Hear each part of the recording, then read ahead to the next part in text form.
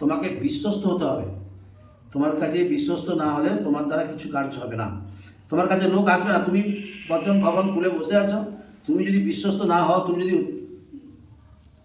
মন অন্যরকম তোমার থাকে, তাহলে পরমেশ্বর তোমার কাছে আর কোনো জন আসবে না। তোমাকে লম্পট ভাববে, তোমাকে বদমাস দুষ্টু ভাববে, কার্য আমরা তো নিজের স্বার্থলে করতে বলতে থাকবো। তো এসবের জন্য তোমাকে সর্বদা কী করতে হবে না, সর্বদা যেন আমরা বিশ্বস্ত হতে পারি। কার কাছে না, যে জনরা তোমার কাছে আসবে পরিত্রাণের জন্য, যে লাভের জন্য আসবে, সে করতে হবে। আর মৃদু থাকতে মৃদু ভাব যেন থাকে। আর সর্বশেষ তোমাকে ইন্দ্রিয় দমন করতে হবে। আমাদের মধ্যে যেন সেই ইন্দ্রিয়টা যে আছে, ইন্দ্রিয়গুলো, সেই ইন্দ্রিয়কে দমন করতে হবে পরিষ্কারভাবে। আর ইন্দ্রিয় যত তাহলে পরপর পরমেশ্বর তোমাকে একটা ফল দান করার পরে তোমাকে পরপর সমস্ত ফল দান করতে থাকবে। আর সেই ফল দান করার সময় যেন সর্বদা সেই ফলগুলোকে আমরা মানে পালন